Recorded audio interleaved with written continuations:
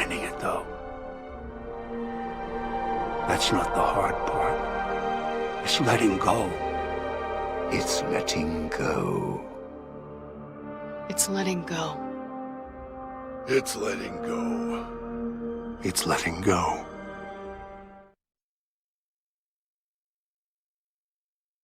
If you look at the cover art for each West Coast Fallout game, you'll notice a pattern. Each show the strongest faction at the start of the game. Fallout 1 shows the iconic T-51B looking off in the distance, representing the Brotherhood of Steel, who are the dominant faction during the events of the game. Fallout 2 shows the Enclave faction, who have usurped the Brotherhood as the dominant force on the West Coast, which is represented by their advanced power armor. New Vegas' cover art is that of an NCR Ranger, representing the NCR's position as the most powerful faction following their victory at the First Battle of Hoover Dam. Each cover builds off one another, and as a whole, they tell a story of the constant shifting in power and ideology of the Wasteland. It's the way these games and their stories build off each other that makes the West Coast of Fallout as beloved as it is. Game after game, these factions developed in interesting ways, and, most importantly, the West Coast of Fallouts knew how to let go of their factions once they ran their course in the Wasteland. It gave a sense of progress in this post-apocalyptic world, which in turn made the Fallout universe infinitely engrossing to watch change over time. However, in order to reveal how the West Coast perfectly lets its factions go, I have to go through a bit of a history lecture with y'all. I'm going to begin with the Brotherhood of Steel. In Fallout 1. The Brotherhood of Steel of Fallout 1 are a technophile, pseudo-religious organization who believe that it is their duty to hoard technology so humanity cannot repeat what happened in the past with, well, you know. They basically keep technology for themselves so people cannot misuse it. They are by far the largest and most well-organized human faction in the game, surpassing all other settlements in their ability to project power by a huge margin. However, they tend not to project their power, opting instead to leave the outside world to itself. They reside themselves in their bunker and only go out to retrieve technology occasionally. However, the Brotherhood are forced to intervene in the Wasteland when the existential threat of the super mutants arrive. The super mutants are the main antagonists of Fallout 1, and are a collective of FEV mutated humanoids led by a character known as the Master. The Master believes that his unity, the super mutants, would prove to be the best candidates to rebuild humanity, and that making everyone a super mutant would dissolve the divisions between humans. Unity will bring about the Master race. Master! Thus, the Master has been kidnapping people in order to turn them into super mutants. However, the Vault Dweller, along with help from the Brotherhood, destroy the Master and the Mariposa military base where the FEV was located. The aftermath of Fallout 1 is where the Brotherhood reached their zenith in power, helping local communities and slowly introducing new technologies to them. However, the Brotherhood eventually secludes itself again, leaving the Wasteland to its own devices, and, as a result, stagnating. Fallout 2 and New Vegas represent the Brotherhood's slow but ultimate failure on the West Coast. Fallout 2 shows clear as day that the Brotherhood of Steel has been replaced as the major power by the technologically superior Enclave, who are the remnants of the old US government. They essentially act as a foil to the goals of the Master in the first game. They seek to destroy all mutated creatures using a modified FEV virus because they see all mutants as abominations who pose a mortal threat to pure humans. Basically, they want to commit a genocide of all mutated beings who roam the Wasteland. The Brotherhood by this time mostly operates out of several outposts across various settlements, often opting to stay in the shadows, and they enlist the help of the Chosen One to destroy the Enclave. The Chosen One does just that, and literally nukes the Enclave's oil rig where the Enclave were operating from. In the following years, the NCR would destroy the entirety of Navarro, which was another of the main Enclave bases. Fallout 2 represents an interesting progression of the faction seen in Fallout 1. Society has notably improved in the 80 years between the games, with massive towns forming like New Reno and Shady Sands. Shady Sands has ballooned from a small farming community to a massive regional power known as the New California Republic, which was previously mentioned, and which will become much more important in succeeding games. On the contrary, the Brotherhood have been slowly whittling away as they continue to not fully open to outsiders and adapt. The Enclave are introduced at the height of their power, only to be destroyed as the entire Wasteland bands together to thwart their heinous ideals. The super mutants, who were once the antagonistic force of the previous game, are now either part of towns or just roaming around old places like the Mariposa military base. Every faction and community in this game are developed in interesting ways, and the dynamic balance has understandably shifted considerably in the 80 years between Fallout 1 and 2. The players have changed too.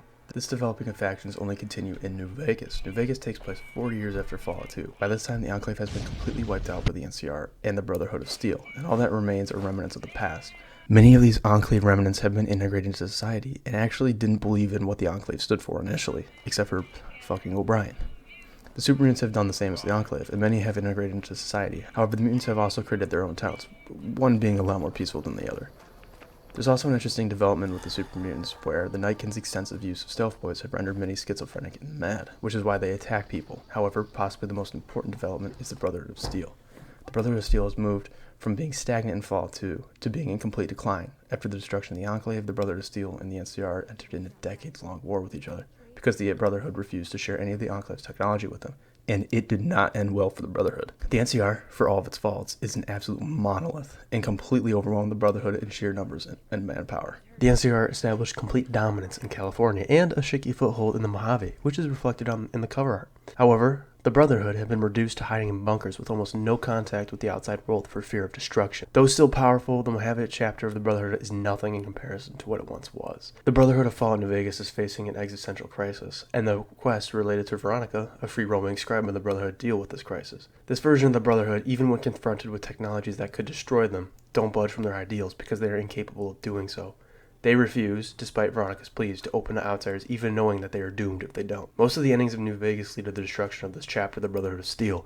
The only two that don't are if you leave them alone during Yes Man, or if you manage to bargain with the NCR to keep them alive. The failure of the Brotherhood is the story of a group of people who truly believed that they held the best future for humanity, but who were, in the end, flawed. They are quote-unquote good, but don't always help others with the technology they have. The Brotherhood let the world pass them by and refused to fully open up to it. Thus, the Brotherhood lost their power and slowly disintegrated over time, more content to keep their code and honor than to adapt. It's, in a way, kind of sad, but very human. However, there is hope for this once great faction, especially with the NCR's ending. Maybe in the next game they could enter into an uneasy alliance, trying to move away from the scars of the past. Maybe the Brotherhood could finally adapt and allow the world in just a tiny bit. Or maybe they just go extinct, holding on to their code to the bitter end. What makes the West Coast so intriguing is that it knows how to let go of its factions over time.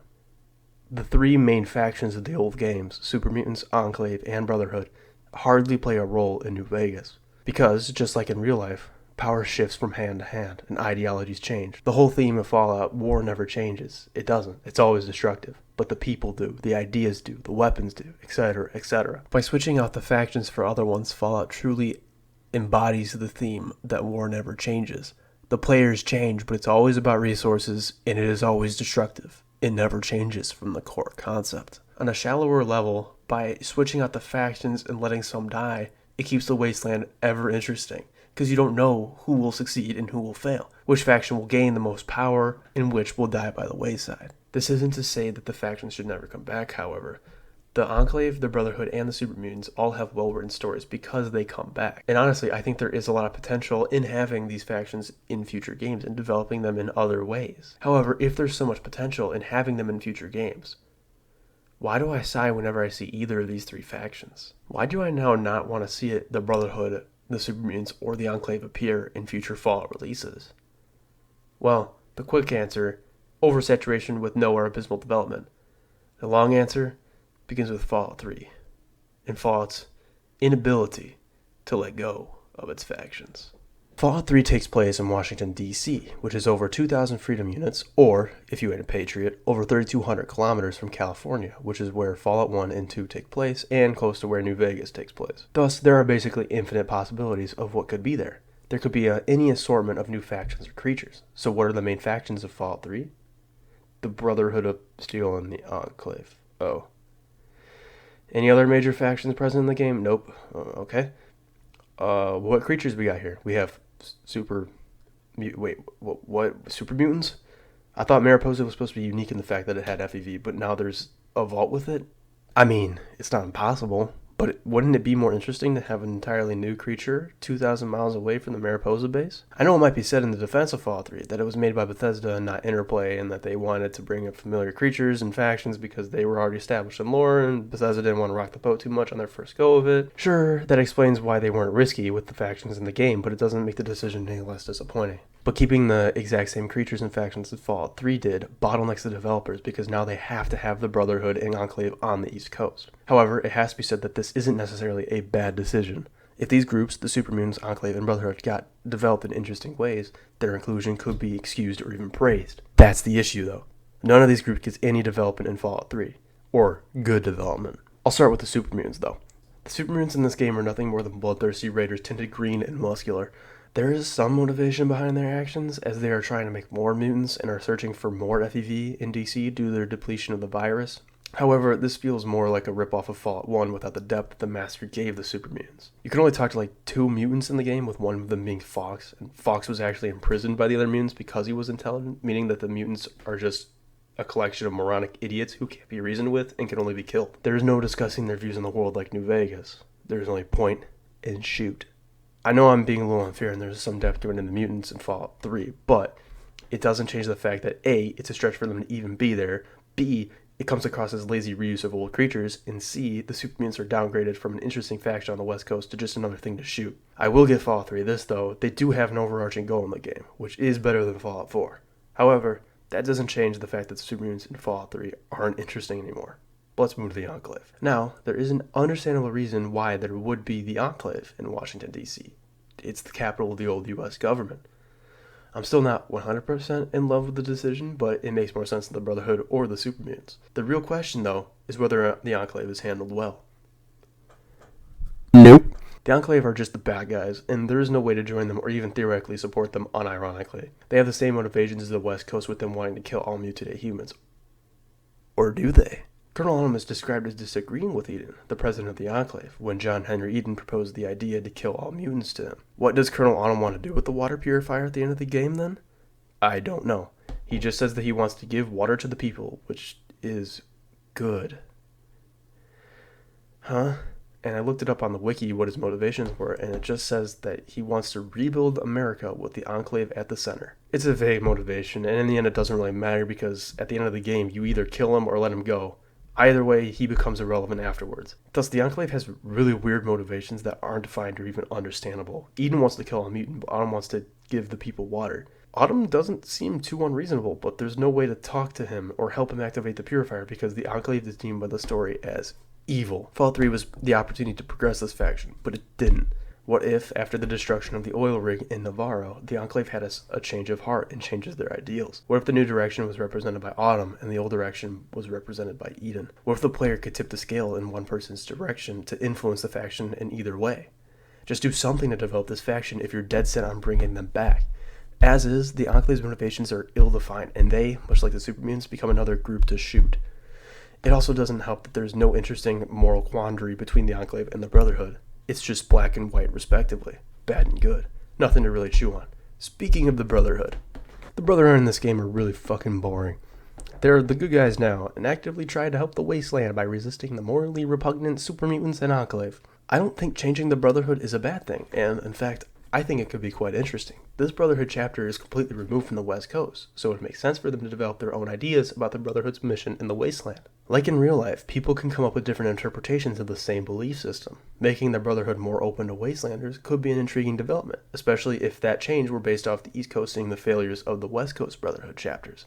However, the issue with Fallout 3's Brotherhood of Steel is that they are basically flawless heroes, or are so good in comparison to the Enclave and super mutants that they cease to hold any morally gray aspect that they had in the previous games. Thus, they lose a major aspect of what made them interesting. The Brotherhood could be chalked up as the good guys in previous games, but they were never pure goody two-shoes. For example, they had technology that could have helped the Wasteland greatly, but refused to share any of it for decades. The Brotherhood sends the Vault Dweller to their assumed death before allowing them in. They only get involved in the Wasteland after the super mutants begin posing a threat to the entirety of humanity, etc., etc. The Brotherhood is dogmatically loyal to their mission to hoard and create new technology, which always kept them from being pure, flawless good. In Fallout 3, they are just too good. This could have maybe been made more interesting if the Outcast vs. main Brotherhood of Steel was more fleshed out. It could have been cool to see a Brotherhood civil war over whose interpretation of the Brotherhood's dogma was correct, but it's given no spotlight in-game and is solved off-screen by Elder Maxim between Fallout 3 and 4. The division of the Outcast doesn't even seem to have any effect on the Brotherhood, who are once again the most or second most powerful faction in DC, if you think the Enclave eclipses them in power. Honestly, the Outcasts seem more like an afterthought when they could have been so much more. Now, I would be remiss not to mention the morally ambiguous aspects of the Brotherhood in Fallout 3. It is noted, in-game and out, that they are very bigoted towards mutants and ghouls, including non-feral ghouls.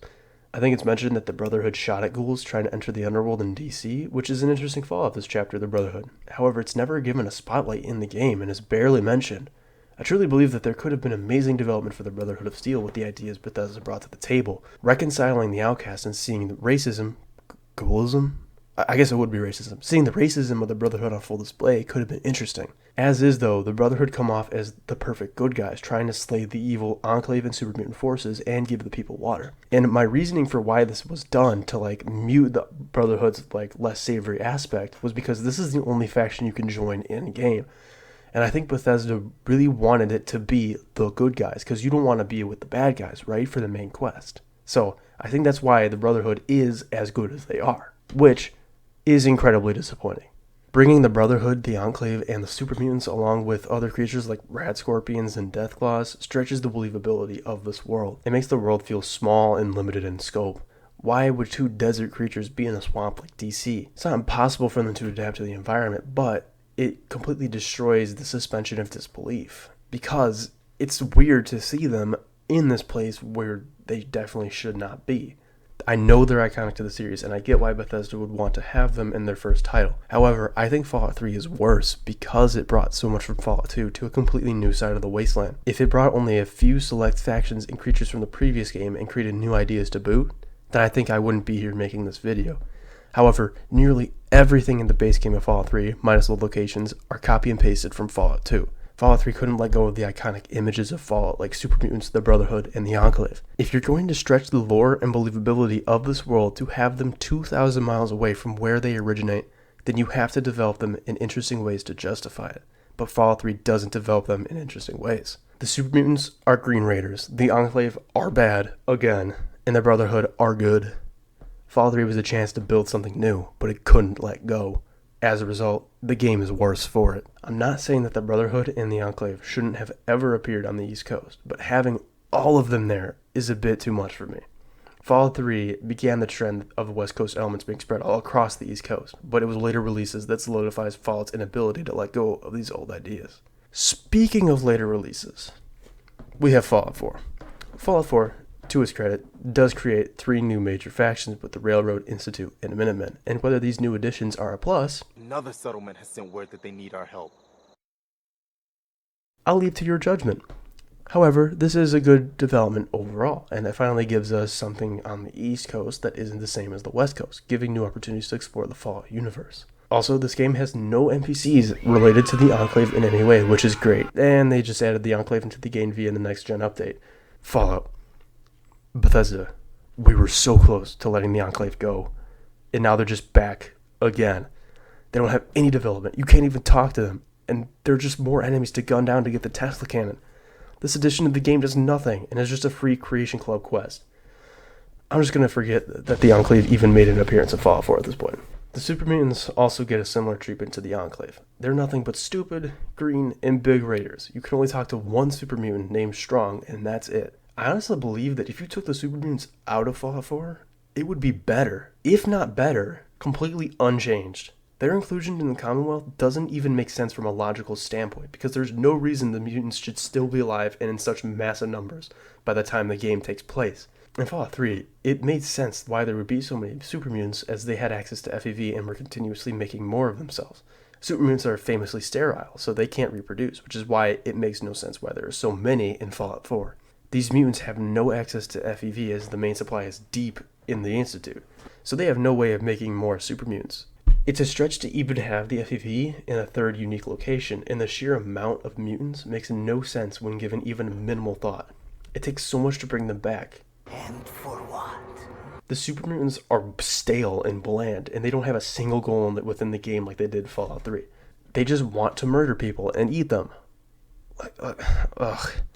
I truly believe that Fallout 4 would be a better game if the Super Mutants were not included. This is easily the worst use of the Super Mutants by far, and it just sucks. However, the big returning player is the Brotherhood of Steel, who are surprisingly not the strongest faction in the Commonwealth for the first half of the game. After the player slays Kellogg, the Brotherhood comes in and the rest of the Brotherhood with it. The Brotherhood is very powerful in Fallout 4, and they almost immediately begin spending patrols across the wasteland after the revival. A very clear indication of their ability to project power across the wasteland. So this is the second game where the Brotherhood are the main power and central characters of the Fallout game. And if you're wondering why I call them the central characters when there are 3 other factions in this game, it's because they get by far the most development and characterization of the 4 factions in the game. They are also by far the best faction in the game in terms of writing, which really isn't saying too much, unfortunately. Does this make their inclusion in the game justified? Yes and no. Let me explain. The reason I say yes is that they do actually have a good reason to be part of this specific plot revolving around the application of technology and the dangers of it with the introduction of synths. The faction also does get decent development with Arthur Maxon's eldership. The Brotherhood in this game are pretty evil, which might sound like a bad thing, but I think it does make some sense. Elder Lions in Fallout 3 made the Brotherhood open to outsiders and essentially acted as a protecting force for the communities in the region. They still hunted for old technology, but their goal was diluted by Lions' desire to protect people of this capital wasteland. Fallout 4's Brotherhood is the reactionary backlash to Lions' Brotherhood, which tends to happen in real life when vast changes occur within an ideology, religion, political structure, etc. There tends to be an equally as strong reaction to the change that occurs, which is what Arthur Maxon represents. However, Arthur Maxon isn't a return to form for the Brotherhood to the days of Fallout 1. No, instead they shift in a different way.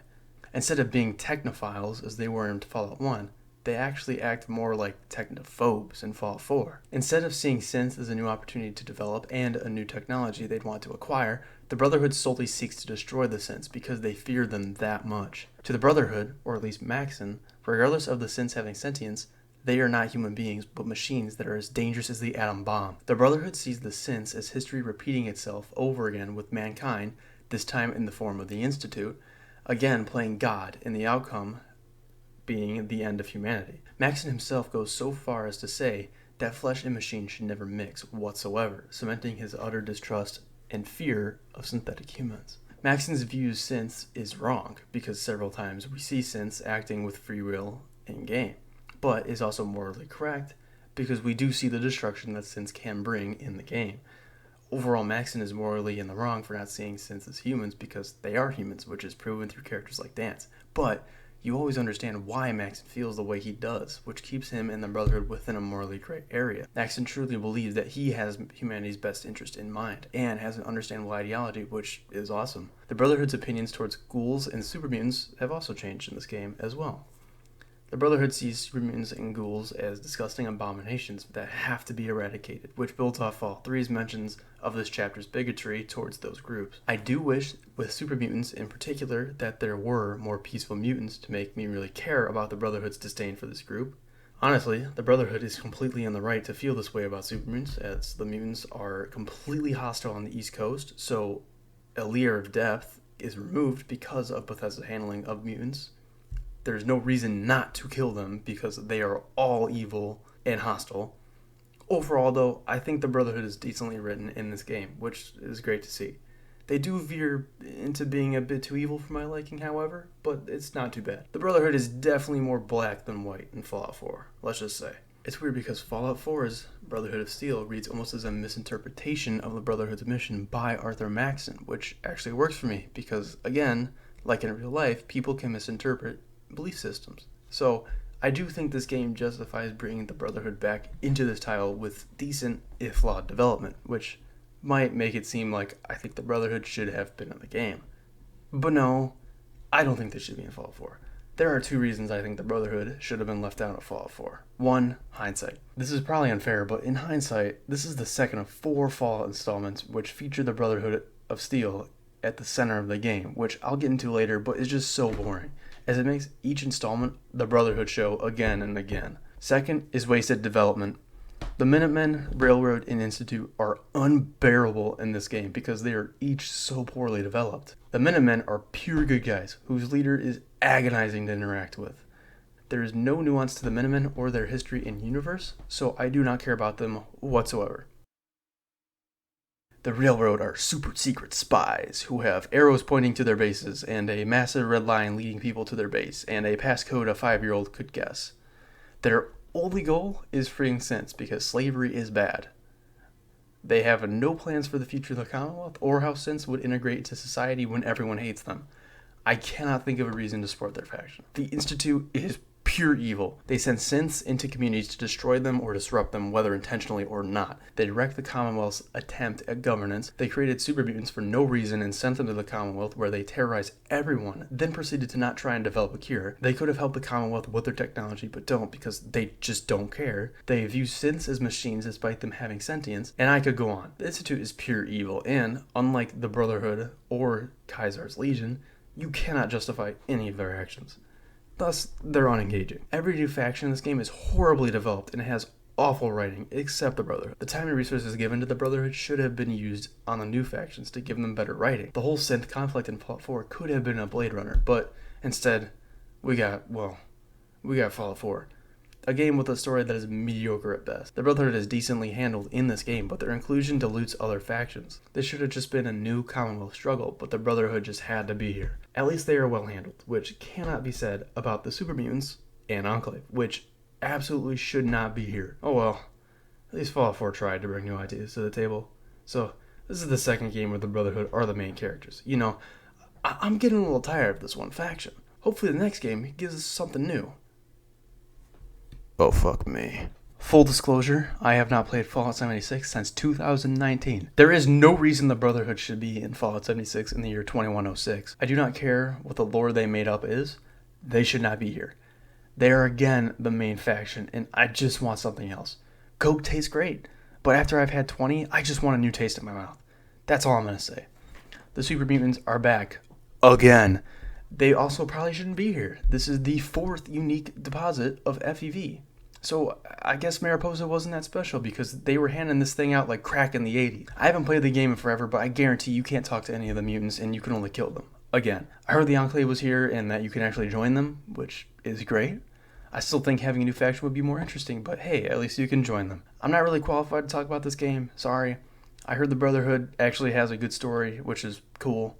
But it doesn't excuse the fact that they shouldn't be here. They have no mention in earlier titles, and yet again, a new opportunity to explore the post-apocalypse was destroyed by their inclusion. Now, to move on to something I have played, or, well, watched. Fallout 3 was the first strike for me with the Brotherhood and Enclave's portrayals. Fallout 4 was the second strike. The TV show is strike 3, and I am fucking done with these factions. First, let me go over the Enclave. Why are they here? Like, please, somebody explain this to me. Last time I checked, they weren't doing too well on the West Coast. The Brotherhood and NCR spent decades hunting this group to extinction, and Fallout New Vegas showed that their members had integrated into society. The Enclave failed, but no, they were actually just chilling in a massive research facility in California. What? Oh, okay. Maybe they're giving good development that might soften the blow of their illogical resurgence. So, are they well written? Fuck no, baby. They are mentioned, and then the doctor with the cold fusion in his neck leaves their facility, and they are never mentioned again. Huh? This should be a massive deal, as they were supposed to be dead. You're supposed to be dead! Am I not? But it's not focused on at all. Why then? Why are they here? Oh, I know. It's because they wanted Fallout fans to point and be like, ooh, I know that thing, even if it didn't make sense. Maybe I'm making a bigger deal of this than it is, but it undermined the consequences of this universe. The Enclave antagonized everyone, so they lost in the end. They were so evil that they had to be destroyed. But no, they actually weren't, and decades of hunting them down amounted to nothing because they are just freely operating in California. We don't know their motives, their ideology, or anything. They are mentioned and forgotten. You might be like, but Jesus, son, where would the cold fusion come from if not the Enclave? It could be from literally anywhere else, like a Vault-Tec facility or a government facility. It didn't have to be the Enclave resurrected from the dead. And I'm tired of bringing these fools back only to not develop them. The NCR nor the Brotherhood would ever allow them to exist, and they should be gone by this point. Also, if plot armor didn't exist, the guy with cold fusion in his neck would have been killed by the turret, and the story wouldn't have happened. Just saying. Like, that scene was really bad. But whatever, the Enclave is back and poorly developed. What else is new? Nobody cares. What really matters are the heavy hitters, like the NCR, which are the central faction in California. And it's gone.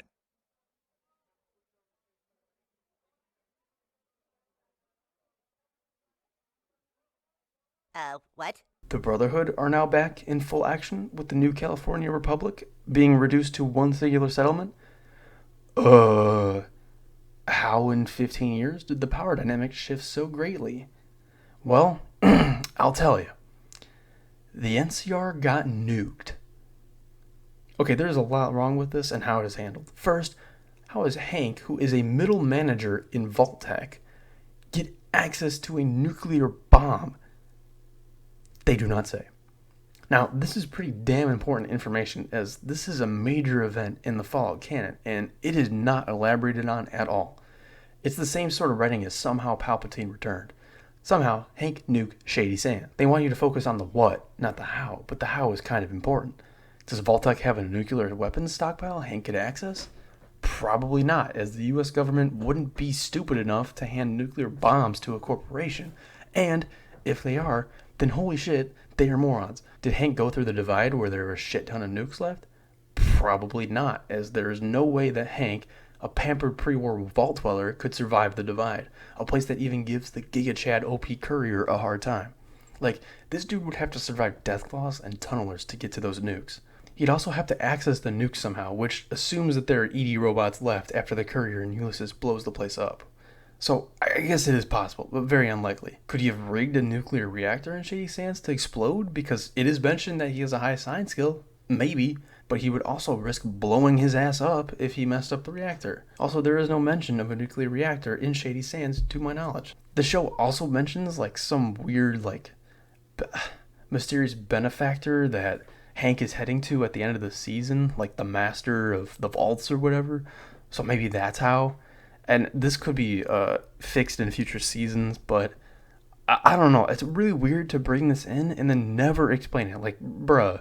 But okay, this could be solved in future seasons. That's fine. This might be a non-issue in a few weeks, but as it stands, this gotta be explained. However, there's something that, regardless, will never make sense. Okay, so the NCR capital is destroyed, somehow, by Hank, sure. But Shady Sands is just one of the NCR's towns. A very important one, but just a single town. By the 2080s, the NCR was massive, and the destruction of Shady Sands would not be the end of the entire civilization. It's like saying Japan fell after the US bombed Hiroshima and Nagasaki. The NCR is a whole ass country, and even if the bomb fell and Kaiser's Legion won in New Vegas, they still realistically would not be reduced to a single town in 15 years. Even if the Brotherhood attacked the NCR, they would not be able to reduce the NCR to such a diminished state alone with the forces they have in the West. Remember, the Brotherhood was on the back foot in the NCR Brotherhood War, and were hiding in bunkers. The Brotherhood didn't come into California until 2296 with East Coast reinforcements, meaning the West Coast alone was able to destroy the NCR. I don't really buy it. The NCR would be weakened by the loss of their capital, but they wouldn't be helpless. The show treats the destruction of Shady Sands as the end of the NCR as a powerful faction, which it isn't. It doesn't help that the show does not know how to keep its lore straight either. Fallout New Vegas is now decanonized because Shady Sands was destroyed in 2277. The series has the characters reference the Plague of 77, which Hank used as an excuse to keep everyone locked in their rooms so that he could go and bomb Shady Sands. On the board in Vault 4, it states that the fall of Shady Sands was in 2277. Thus, there's no way New Vegas could happen unless the NCR were dumbasses who decided to expand their territory while their capital was being destroyed and the Brotherhood was attacking them in California. Yeah, I know Todd said that the destruction of Shady Sands was actually in 2281 after New Vegas, but that doesn't really matter when the show directly contradicts it. It's such a small detail, but they mess it up.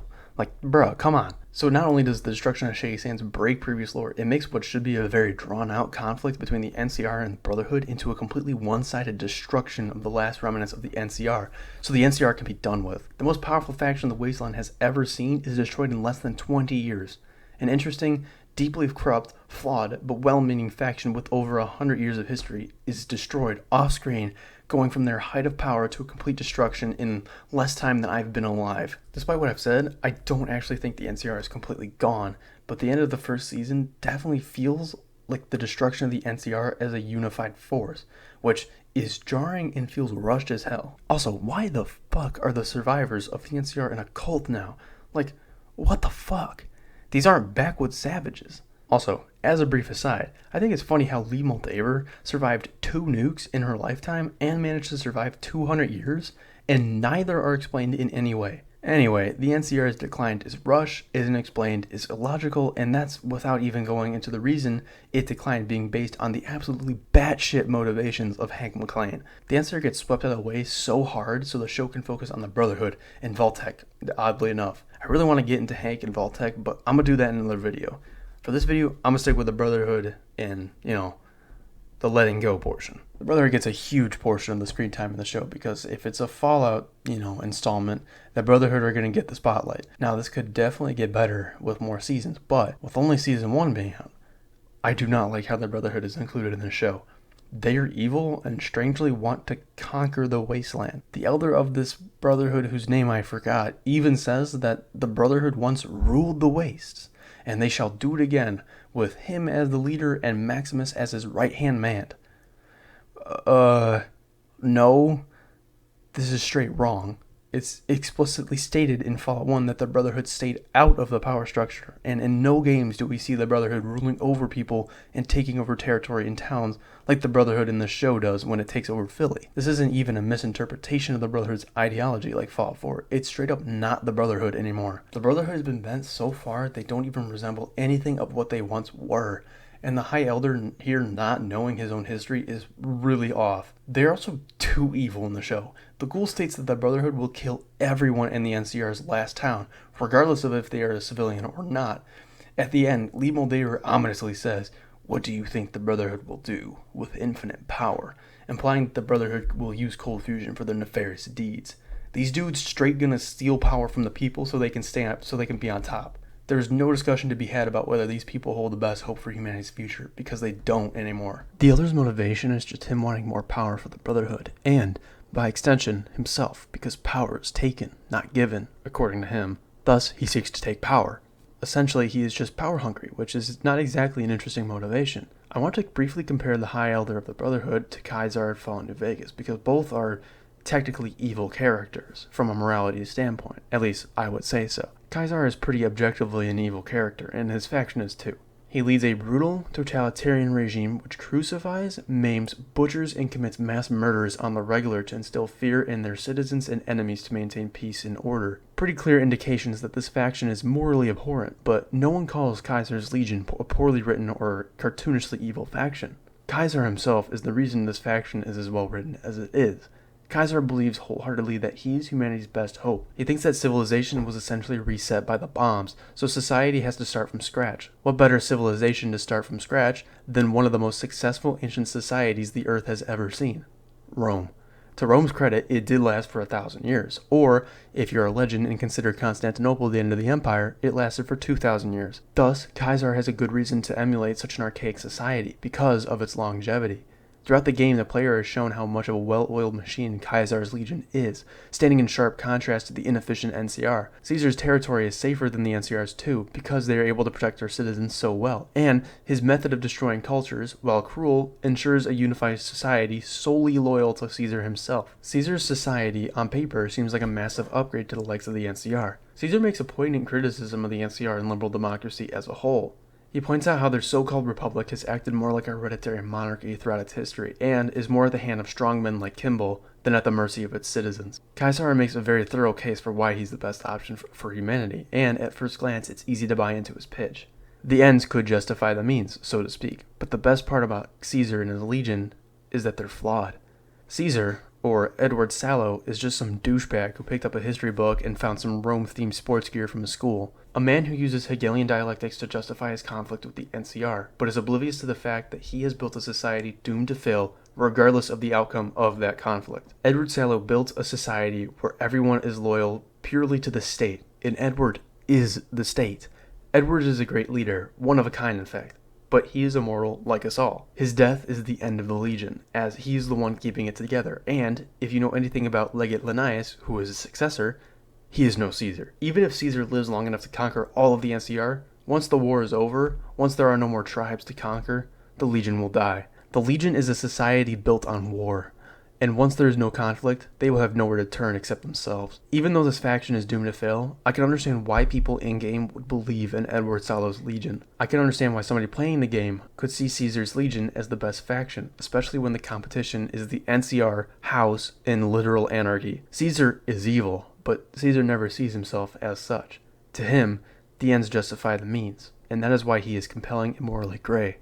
The High Elder seeks only to gain power for himself. He has no guiding ideology other than power is taken, not given. He may think it's for the betterment of humanity, but this is never stated, nor seems to be of great concern to him. Caesar seeks power to give humanity a better future. The High Elder seeks power for himself, and for some misguided belief that it is the Brotherhood's destiny to reclaim what it once had. Caesar's Legion and the Brotherhood don't exist in a vacuum, where Caesar's Legion's relationship with the other factions add to the discussion of which faction is the best for the Mojave. The Brotherhood's relationship with the NCR in the show only makes their inclusion worse. The NCR wants to give the people power, and the Brotherhood wants to take it away. What an interesting moral quandary. Morality in the TV show can be summarized as this: the Brotherhood bad, NCR good, Vault-Tec unbelievably evil that it makes my brain hurt. The Brotherhood are butchered in this show. Their inclusion destroys the NCR's lore, and they are made uninteresting bad guys. This is without mentioning how Maximus throughout the show gets promoted for failing over and over, making the Brotherhood look like morons. Overall, the show does the Brotherhood and the Enclave so dirty, it just makes me sad. But hey, at least there weren't any super mutants. In the one place they actually should be. Fuck me, bro. Having the Brotherhood be the central focus of 4 Fallout titles in every corner and era of the post-apocalypse is bad enough for making this universe feel small and boring. It's bad enough that the curiosity I once had for which ending was canon is stripped away because every time the ending will be in the Brotherhood's favor. It's bad enough for diluting the consequences of over 100 years of lore on the West Coast. But if you can't even give decent characterization for this group over the course of the games, then this problem of Fallout not letting go goes from being a crippling issue to a fatal one. That's why I went on a diatribe tracking each of these factions' handling in the games in the TV show. As a baseline, continuously bringing them back is bad, but compounding this with ass development makes it unbearable. I just miss the days when Fallout surprised me with its new ideas. I want to say something that might be truly shocking to you. Fallout does not equal the Brotherhood of Steel. The Brotherhood of Steel is not Fallout. Fallout is not super mutants. Fallout is not the Enclave. Fallout is not the NCR. Having these things in a game makes it Fallout themed, but it doesn't make it a Fallout game. Fallout is the ultimate exploration of the human condition. Fallout is a warning for humanity and a representation of its ultimate failure being the destruction of society and its inability to break the cycle of war. But the series also constantly shows how humanity resolves to move on from that failure, picking up the pieces and moving on. Yes, these people rebuilding society face the ills of constant war, but they still strive for a better tomorrow. Fallout isn't a single thing. It isn't a single faction. It isn't a single idea. But if I had to narrow down what I think is the most important aspect of Fallout's identity is, I'd pick a single word: human. It's about the people who inhabit this world and their struggle to move on, arguing and fighting over whose belief system is correct, each being equally good and flawed in their own right, mirroring our own world. On the micro, it's about the human stories, like Randall Clark and Honest Hearts choosing to live so that the memory of his family wouldn't die, or Elijah drowning in his past failures in the Sierra Madre, incapable of letting go. There are infinite ways to express these ideas in stories, which is why the reoccurrence of old ideas again and again hurts so much. There is so much to this world, and we are limited to just a tiny sliver of it. I dare the next Fallout game to leave the Brotherhood of Steel out of it. I know, it might be scary, as change so often is, with this being the first game to not have the Brotherhood in it, but the game and the universe will be so much better for it. Really, it's not difficult to find new factions. Caesar's Legion is just Rome wannabes, and the Minutemen are just colonial wannabes. It's not that difficult, as it could be anything. In other words, finding it, that's not the hard part. It's letting go.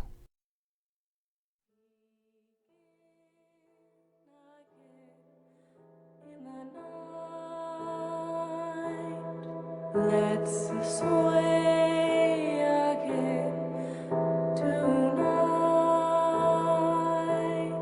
Your arm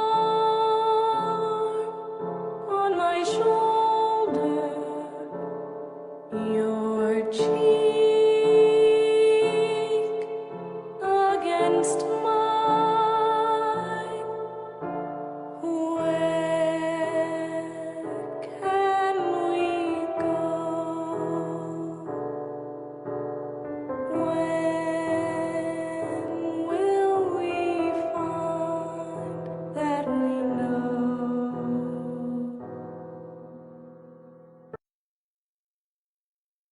Hey, the Moochie's son here. I just wanted to say thank you if you made it this far in the video. I hope you enjoyed. If you didn't, let me know in the comments, but either way, thank you for making this far in the video. It means a lot to me. Have a great day.